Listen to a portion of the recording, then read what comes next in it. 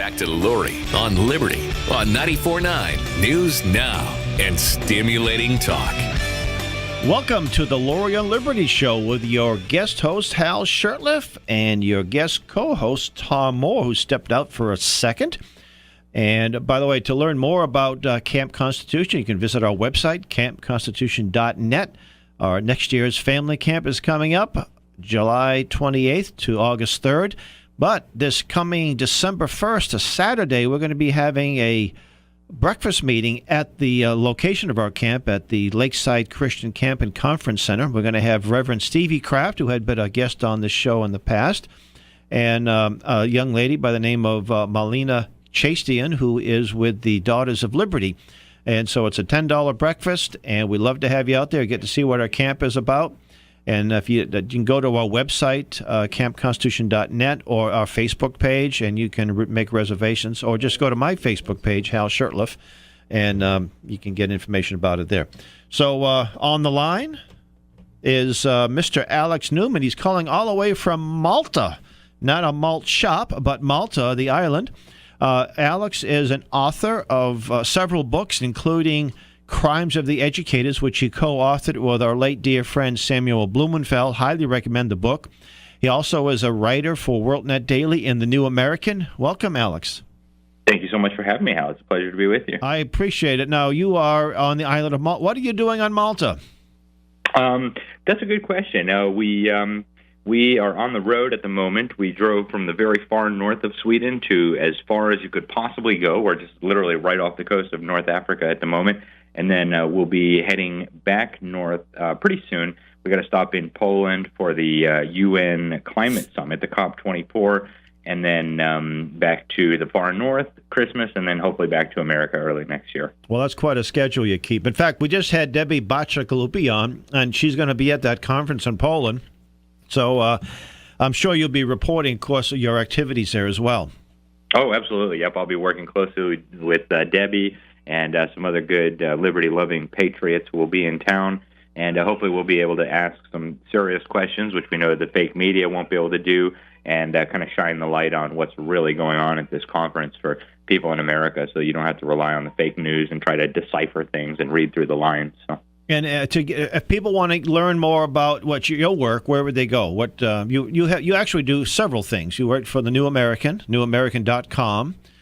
And don't you have a weekly blog or a weekly article on the Freedom Project, FPE, Freedom Project Education? I do, yep. I keep it. It's called the Newman Report, and it's at freedomproject.com. And what we do there, generally once or twice a week, I'll put out a short article on something outrageous that's happening in education. So if you're curious, if you follow developments in education, and I recommend that you do, right, because I think education is the one subject that's do or die. We're going to lose every battle if we lose on the education front.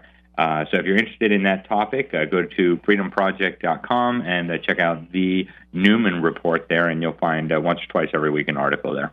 Now, there are two things I want to cover. There's so much to cover here in the short time we have you on, but your most recent story on the Freedom Project had to do with parents, I think it was California, that their child, with the help of the school, decided to become so-called transgendered and against the parents' wishes. Can you touch on that?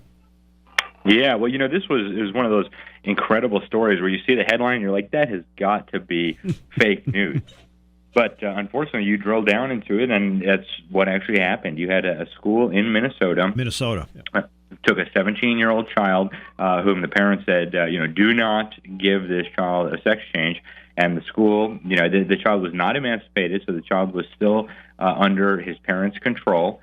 And without the child's parents' permission, the school took this child to have a so-called sex change, where they're not to be too graphic, mutilate but they removed his genitals. Right, they mutilated his genitals and put him on all sorts of drugs, hormones, including very, very serious opiate narcotics, which that's another serious infringement on the parents' rights there. And then now there's a lawsuit going on about it. The parents say, hey, wait a minute, you can't just mutilate our child's genitals without our permission. And so the school said, oh, that was due to a worker error. We're sorry about that, but, we're not liable. So that's the situation there in Minnesota, and that's coming soon to a school near you. They'll help the kids get abortions. They'll help the kids change gender, so-called, and this is education in America today. And that's why we've long advocated, we at Camp Constitution, I know you, and you were a guest instructor a couple of years ago. Hopefully you'll be available next year and bring your whole family. It'll be kind of a reunion for some of you climate denier types because we'll have Lord Monckton there and Willie Soon and Debbie Bacigalupi. So you'll probably know half the people there as it is. Yeah, great. Yeah. I just watched, there's a video out on YouTube. It's called The Atheist Delusion. And I can't remember the name of the pastor who does it. He's from Scotland, I believe. And he interviews some young people, 20-something, and he interviews a middle-aged guy, and then he interviews an older gentleman, all who claim to be atheists. And when he asked the question of when did you become an atheist, it's almost always when they got to school, to government schools. And one guy said, I started thinking for myself, oh, no, you really would.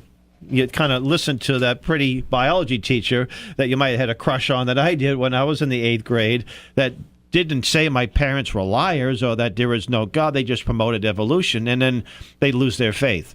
So that's exactly right. So I imagine, and that's what Sam and I identify in Crimes of the Educators as one of the many crimes that the government school system is perpetrating against our children. They're force-feeding them the lie that they came from monkeys and slime, that there's no alternative explanation even conceivable, because that would be melding church and state, apparently. And, that has the effect of destroying children's belief in biblical religion. So they go home and they say, well, I came from slime. What is the purpose of life? There is none. Human life has no more value than a goldfish. Maybe I'll shoot up the school. Maybe I'll hang myself in the closet. The effects are just disastrous, and it's a blatant lie. And to even pretend like there's no alternative explanation, it's so far beyond ludicrous. I mean, it is an official state religion, and unfortunately, it's being force-fed to children in every government school in America every day. And so, I discuss this often too. If I'm a Baptist and I start a school, you would hope that my school would reflect the values of the Baptist. Of course, I would consider conservative, Bible-believing Baptists, not the ones that hang the rainbow flag.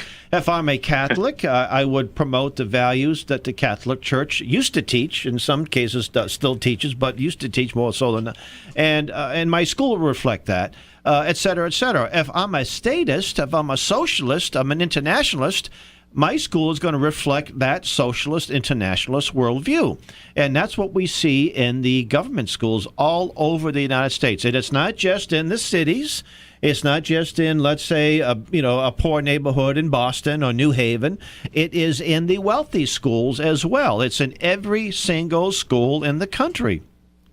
That's right. They're all reading from the same script. This was happening even before Common Core, but Obama kind of formalized the process where we now have essentially a national curriculum where the same garbage is being taught at the same time in government schools all across this country. And in fact, it's actually a global phenomenon.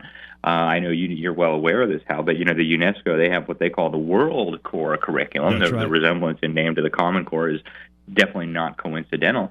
And that they want to force-feed this garbage to children in every school all over the world. And now they're working to eradicate or bring under their control private schools, Christian schools, homeschoolers. So, we're in a crisis situation. And, Sam understood this very well, and I tell this to people all the time.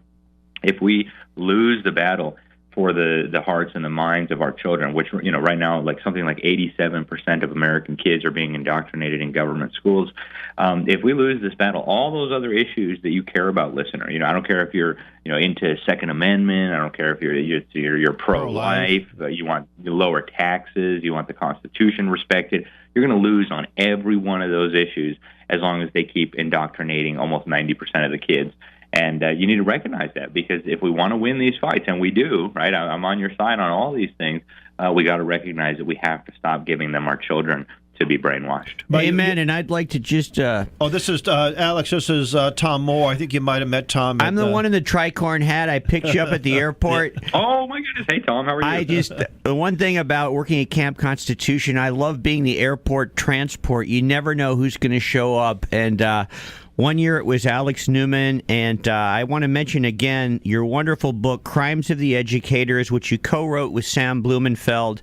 I am so fortunate to have known Sam very well, and I have the only double-signed copy, signed by both both authors. Sam has passed on to the Lord. Oh, I got one too. Oh, you got them signed by both. So Okay, there's two left in the world. Okay, there are two. Yes, I don't think Alex has a double-signed one. But could you speak a little bit on what you learned from Sam and what it was like writing this wonderful book that everyone should get called "Crimes of the Educators"? Oh, absolutely. I'd just be delighted to speak on that. And one of the most important, and I learned a lot from Sam. I mean, I learned so much from Sam working with him for a year on this incredible book. This is a man who spent 50 years of his life devoted to the subject of education. So obviously I was only able to get a fraction of all the knowledge he accumulated over all those years. But I think the single most important thing he taught me was this reading fiasco, right? And in fact, that's what motivated him to get into the education field to begin with. He read a book in the 1950s by Rudolph Flesch called Why Johnny Can't Read. And he realized that, hey, we have a literacy crisis in America that's unprecedented in human history. I mean, according to the government's own numbers, something like half of Americans are either illiterate or so close to being illiterate that we might as well lump them all together. And Sam figured out that this is being done deliberately, right? We didn't just suddenly wake up one day and squander $1 trillion a year on education and forget how to teach reading. This was a deliberately engineered phenomenon. So they basically took a method that had been pioneered in the 1840s by a reverend who was taking care of deaf children. And, it's quite appropriate for deaf children because they can't hear the sounds of the letters. So it makes sense to teach them to memorize whole words. That's actually just up the road here in Hartford, Connecticut, Pastor Gallaudet. Where Reverend Gallaudet was? Yep. That's amazing. And so, Sam figured out that, this quackery, it works fine if you're doing with deaf children because deaf children can't learn the sounds of the letters and how they blend together. But when you try to apply this to non-deaf children, what you get is illiteracy. You get the symptoms of what we call today dyslexia. You get massive systemic illiteracy all across the country, and that's exactly what we see because this now has been systematized under Common Core. By the time they're in kindergarten, they have these poor kids memorizing whole words. So every kindergarten classroom in America has got a big list of words, and they send the kids home with the flashcards for their parents to drill them. This is absolutely disastrous. I've used the material Sam put together, but there's plenty of other great curricula to teach reading using phonics. And so that was really the big takeaway. And then when you combine that with all the other discoveries that Sam made, pulling the letters out from the archives and stuff, when you realize that the reason they wanted to dumb down the American population and make them illiterate was so that they could transform us from a Christian, individualist, constitutional, limited government, Western-style society with freedom into socialist, communist utopia, if you will, where everybody was just a cog in the machine. You realize how evil this was. And so I think from Sam I learned that this is the battle we need to fight, and step one is making sure that our people can read, because right now we don't even have that down. By the way, as you know, we inherited Sam's library, or most of his library, and his papers, and thanks to a couple of talented people in our circle, our webmaster, Eric Conover from Boston, and Mark Affleck, who's our camp newspaper editor, created the Sam Blumenfeld Archives. And if you go to our website, and you'll see the drop down there, it's all free of charge. You can teach people how to read using Sam's Alpha Phonics and all of his newsletters. About maybe 2 weeks of worth of his speeches are there. That's right, at campconstitution.net, and then the drop menu. So please take we have a caller on the line. Speaking of Sam's, we got Sam from Westerly. Sam, how you doing? Good afternoon, Radio Free New England. That's right. This is a humble Sam from Westerly. In the bottom of the last hour, you were talking about kings, and I've just recently been studying John Locke. Mm-hmm. A great influence on the founders. That's correct. Especially on Jefferson, yes. Mm-hmm. And in which he wrote 2 treatises on government, in which he takes the power. Well, let's see. Have you heard of Sir Robert Filmer? Have not. Locke said the government which governs best governs least, correct? I think there's in there somewhere, but I'm trying to say that this Sir Robert Filmer had also written a book, Patriarcha or something or other, in which he talks about about monarchy and how it is derived from, it comes down from Adam the kings supposedly are a direct lineage from Adam. But John Locke goes through sentence by sentence of Filmer's book and shows how wrong he is. Say, under monarchy, everybody was born equal.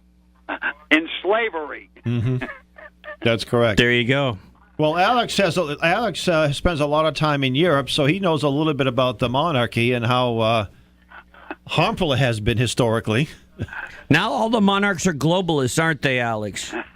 It's true. It's amazing how the European monarchs have been so willing to, over the years, surrender sovereignty, surrender their own countries to this globalist monstrosity called the European Union. And that's really one of the big things I'm focusing on while I'm over here, is keeping people up to date on what this monster is doing, because, of course, the EU is the model that they want to use to impose this kind of borderless, globalist, totalitarian, unelected rule on all of humanity, right? And they've said so openly many times.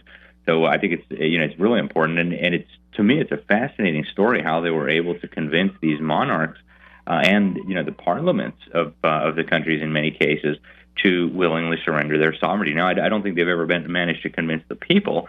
Every time they ask the people here, they overwhelmingly vote no. Right? I was living in France when they voted heck no on the Constitution. The Dutch voted no. They always vote no. Brexit voted get us out of here. But somehow the monarchs and the parliaments just getting back to the caller, in the old days, at least the monarchs they claimed this divine right as a Christian right. Now they're not even defenders of the Christian faith. Europe's being overrun by Muslims and military-age Muslim males, and there's like a total rape crisis in a lot of these countries, like Sweden. It came 500 years after Christ. Now, who was it? Prince Philip, the husband of Queen Elizabeth, who said something to the effect that he hoped he comes back as a virus. So he can wipe out the... I mean, that's... What a charming guy. Well, thanks for the call, Sam. You're welcome. God bless you. Oh, God bless you. So, Alex, you're focusing on the European Union, and also I think it was a recent article on the New American website where you talk about the UN and its suppression of what the term they use, nationalists. Can you address that? Yeah, well, basically the UN just put out a new report. It went to their Human Rights Council and the General Assembly. And the Human Rights Council, by the way, is like basically the opposite of what a normal person would think of as a Human Rights Council, right? They have stunning defenders of human rights, like the mass murdering dictatorships in Cuba and Venezuela and China and Saudi Arabia. Who else would you want defending your human rights? And so, basically the council exists to legitimize abuses of actual human rights and to wage war on real human rights like we have in America, this concept of God-given rights.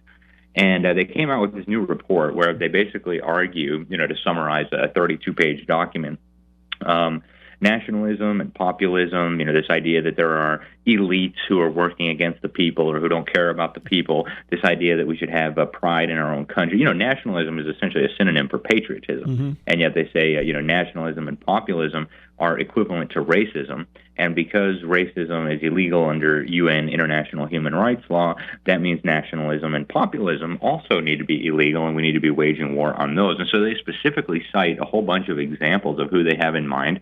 And, of course, they have President Trump. They have the Prime Minister of Hungary, the new government in Italy, the new government in Austria, and on the list goes. Are you on the list? And me personally, no, not yet. Right? Gotta work harder. Work harder, Alex. Do our best to get you on there, brother.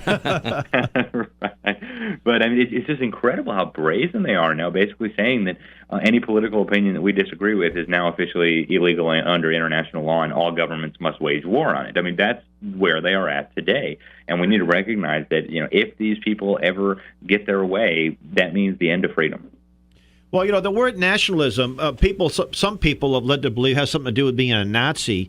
When you were a Nazi, you had to take an oath of obedience to an individual. You didn't take an oath to obedience to an oath to the Constitution of Germany. You had to take an oath to Adolf Hitler. In fact, when he first came into power, shortly after Hindenburg passed away, all the army officers had to take an oath to Hitler, a personal oath.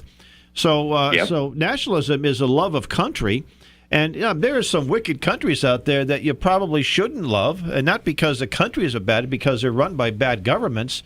But But the United States is a constitutional republic. It's a country that has been the most generous nation. We've had our problems and we've done our injustices. I'm not denying that. But overall, it's led to the greatest amount of freedoms for the greatest amount of people. I don't see too many people trying to sneak into Haiti or trying to sneak into Cuba illegally or coming to, I want to go to Mexico and so, they all seem to be coming here. And I noticed that President Macron, at the 100th anniversary of the armistice, President Macaroni and his wife Cheese. Look, her head looks like a hunk of cheese, but I'm sorry, I shouldn't go there. But he's sort of like a little puppet pretty boy. He's like, I don't know, in his 30s, and she's like 20 years older. It's a very strange situation. Anyway, he lectures Trump that patriotism is the opposite of nationalism. They're just trying to really confuse everybody, Alex, but I don't think any country is maybe more confused than France itself. Do you want to describe what's going on in France right now? Yeah, well, this new president, Macron, is actually extremely unpopular. And so, as much as Americans and the French like to take shots at each other, I lived in France for some time. Actually, I met my wife in France, even though she's not French. And so, I like the French people, and they are not globalists, right? And in fact, Trump pointed this out, that they're, some of the most patriotic people around, and they are, right? They love their country, they love their culture, even though it's obviously inferior to ours. They still have a passion for their culture and their traditions and their wine and their cheeses. And so when they elected these people, Macron didn't run as a, hey, I'm going to sell out your sovereignty even more and we're going to build an EU empire, is the new term they're using, with an EU military. He ran on a platform of, hey, I'm going to make sure you all have jobs, and I'm going to get rid of that other unpopular guy that you guys hate so much, the socialist François Hollande. And, now Macron's poll numbers are in the toilet, right? There's something like 22%. I mean, the guy is so unpopular. Same thing happened with the previous guy, the socialist Hollande. And so these guys get into office, and they basically become full-blown, outright globalists and socialists, and the people don't like that. And yet, for some reason, they keep electing them over and over again without realizing what's happening. But, the French people are upset. They're very upset. There's been massive demonstrations against this stuff. They voted overwhelmingly against the EU Constitution. They don't like what's happening. Your average French person, maybe some of the, elitists in Paris agree with what's going on. But, your average Frenchman is not fond of what's happening. And, it's ironic that Macron tries to poke fun at Trump. Trump's approval numbers, he tries to make it look like Trump's the unpopular one, and nationalism is Nazism. It's just unbelievable. And, for people who don't realize, Macron was literally an employee of the Rothschild banking dynasty, literally an employee, a high-level employee of the Rothschild. And so that's where he's coming from, right? He's a globalist, he's an elitist, and he's more than willing to sell out his country for this utopian dream of a new world order, as they like to call it. And step one in that is smashing national sovereignty and building regional government, and so that's what Macron is doing in France. But could, I was there, almost 30 years ago in 1989 on the 200th anniversary of the French Revolution. We won't go into that, but it was very safe to ride the metro at night. Girls could tour Paris in pairs. Like, you could come with your college roommate if you were, a college age from America. Would you recommend that young American women travel even in pairs to Paris these days, or it's just not safe anymore? Oh, absolutely not. I would say no way. Most of the big cities of Europe now, you think our cities are dangerous. You haven't been to the big cities of Europe lately. It's crazy. And I don't think it hasn't been reported in the media, so people don't really realize what the situation is now. If you go to London, for example, British people are now a minority in London. They literally have a Muslim mayor, Sadiq Khan. If you go to Frankfurt, Germans are now a minority in Frankfurt. If you go to Malmö in Sweden, Swedes are literally a minority in one of their biggest cities. And this is happening all over Europe. And, a lot of not everybody, but a lot of the ones who come in have absolutely no loyalty to the nation. They come from totally alien cultures where, a girl not wearing a headscarf is some kind of whore who's basically asking to be raped. And, that's problematic. It's really problematic. So I would urge any Americans, especially females, to be very, very careful before, heading over to Europe. And isn't that part of the plan, is to destroy the culture of these, the positive parts of their culture, when they bring in massive amounts of people who have no interest in assimilating? That's exactly what they're doing. And in fact, I think I was just in Hungary not too long ago. I had a meeting with the Secretary of State for Public Diplomacy there, and it's on YouTube if people want to go see. And I think their prime minister has said it best. His name is Viktor Orban, and what he said was, We are dealing with a treasonous conspiracy, is the term he used, of internationalist fanatics to undermine the nation state, to undermine Christian civilization, and to undermine national identity. So that's exactly what we're seeing, right? It's interesting, Alex, on that note. George Soros is from Hungary. He's the leading Rothschilds internationalist in America, behind all the groups like Antifa, Black Lives Matter, you name it, the caravans. I heard he is not even allowed to set foot in his home country of Hungary. They know what he's all about. Yeah, actually, right when I was there, they had just finished passing what they call the Stop Soros Act, and it's a piece of legislation aimed at reining in. Because he was unleashing his subversion in Hungary just like he was doing in America.